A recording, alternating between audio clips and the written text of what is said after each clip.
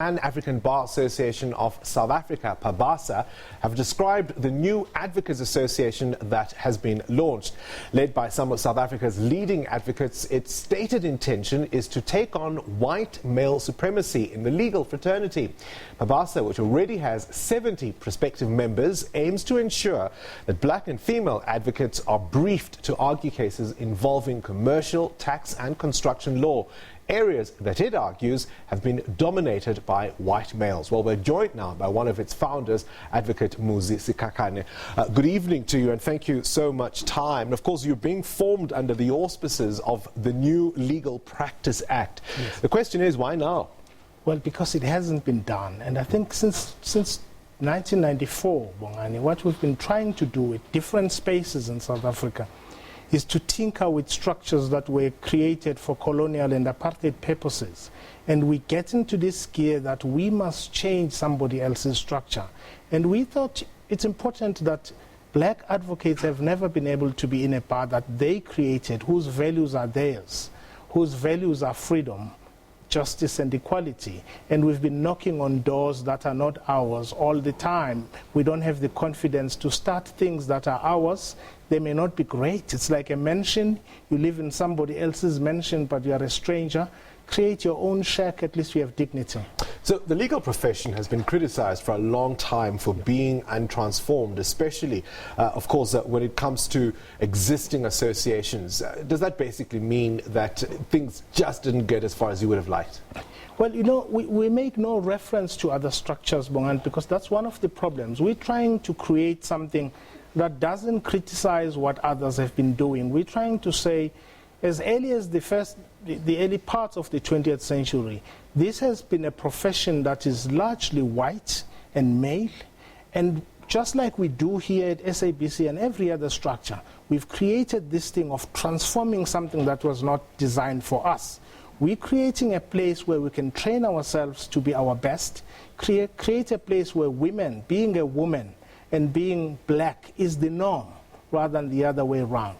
And we think if you turn things around that way, you have a better chance of creating the values that you want to live by.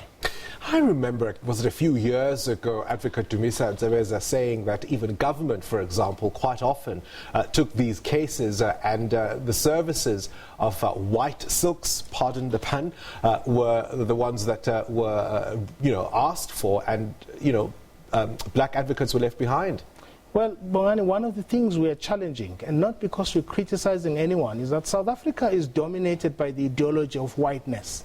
In every aspect of our lives, we believe that white is better and you'll get better help if you go to a white lawyer or anything. We need to turn that stereotype around by training ourselves better, by doing things for ourselves instead of knocking on doors. But isn't it the way of these associations that they depend very much on social capital, for example, so it's who you know that allows you to be part of the club, as it were? Well, that's exactly, you've hit the nail on the head, Bongani, but that's what you need to change. You're not going to give handouts to women or black practitioners, but you're going to make them confident enough to take on those places, those parastatals, those markets, those government departments that in their minds believe they will get a better service from a white person. It's a colonial mindset, and we need to change it not by begging people to give us things, but by creating structures in which we can excel, by training ourselves. Do black advocates face greater scrutiny?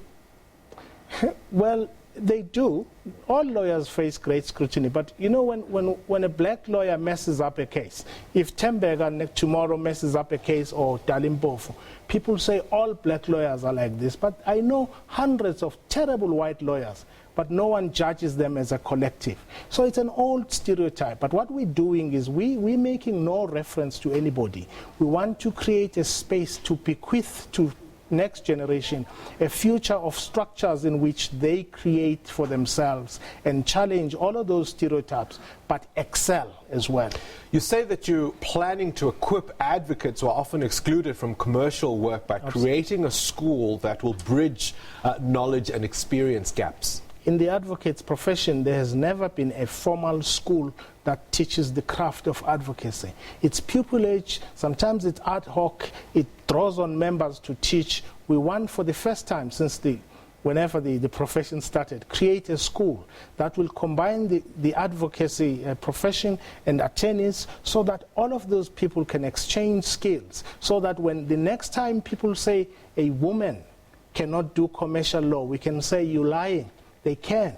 You taught them, we trained them. You trained them yourself, but you didn't brief them after that.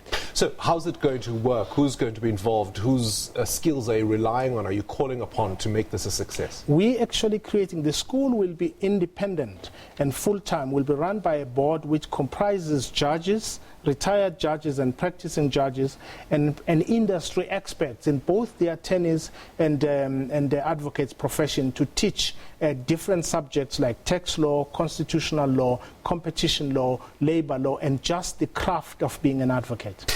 In his congratulatory message to you, Gauteng Judge President Dunstan Mlambo urged you, and I'm going to quote from what he said, to pursue litigation strategies that go to the heart of why our constitutional project has not delivered. I mean, those are sobering words, are they not? Well, it was a wonderful experience to have him, because we also want to create public litigation center that seeks not just to be a disguised form of promoting white privilege under the guise of public interest litigation. Apartheid has never been put on trial. Our people still live with the reality of the vestiges of apartheid in poor areas, and they can't afford me. People I grew up with can't afford me, Bongani. And we need, as advocates, to make sure that we take those cases that take people out of their lived reality. Because the point is, we can have this wonderful document called the Constitution. It's celebrated the world over, but justice isn't about just the fact that it ought to be done, but it needs to be seen to be done. Absolutely, Bongani. It's that, but it's also because South Africa for 25 years has lived under an illusion that reconciliation is something that black people must do. But it's something all of us must do. But non-racialism happens when those who psychologically have been under bondage can turn that on its head and become confident and active citizens. What are the arguments, though, from your critics, I would imagine, who say, you know, ultimately clients who stand to lose or gain billions, who might end up going to jail or not, are going to look for the best their money can buy?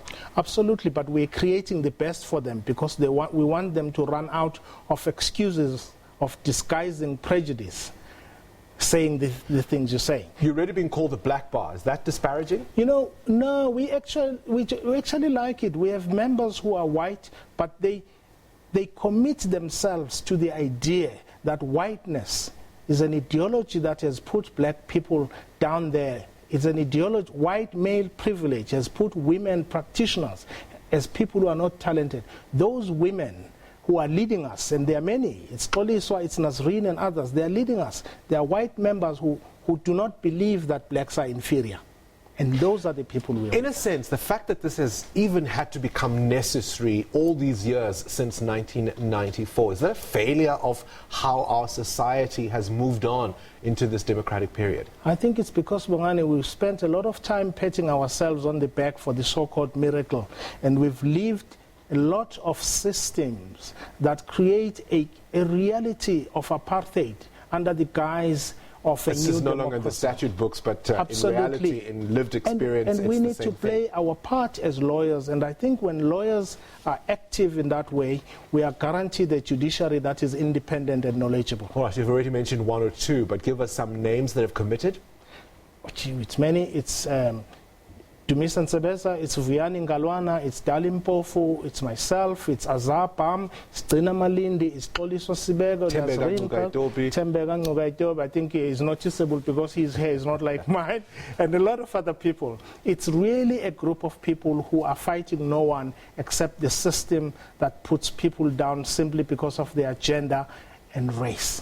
The black bar. We'll have to leave it there. That was Advocate Muzi Sikhakhane, one of the co-founders of the Pan-African Bar Association.